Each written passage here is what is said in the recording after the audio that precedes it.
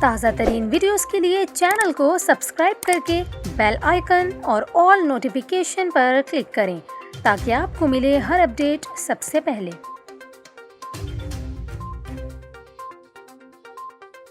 اور یہاں پر آپ کو خبر دیں، کراچی میں الفلاح کے علاقے سے 14 سالہ دعا کے مبینہ اغوا کے معاملے پر FIA سائبر کرائم کی 4 رکنی ٹیم دعا کے گھر پہنچ گئی۔ ٹیم میں 2 خواتین فورینزک ایکسپرٹ، ٹیکنیکل سائیکالوجسٹ اور تفتیشی افسر شامل ہیں۔ خصوصی ٹیم نے دعا کے گھر کا جائزہ لیا اور اہل خانہ سے سوالات کیے۔ سربراہ سائبر کرائم سندھ کا کہنا تھا کہ انٹرنیشنل میلنگ سرور سے رابطہ کر رہے ہیں۔ گزشتہ روز دعا کے والد نے بتایا تھا کہ پولیس کی جانب سے کسی اور لڑکی کی فوٹیج دکھا کر اسے دعا ثابت کرنے کی کوشش کی گئی۔ غلط رپورٹ پر SHO کو معطل کر دیا گیا ہے۔ والد نے دعا کے اغوا میں گلی کے ہی کسی فرد کے ملوث ہونے کا شبہ ظاہر کرتے ہوئے کہا، دعا کبھی اکیلے گھر سے باہر نہیں نکلی۔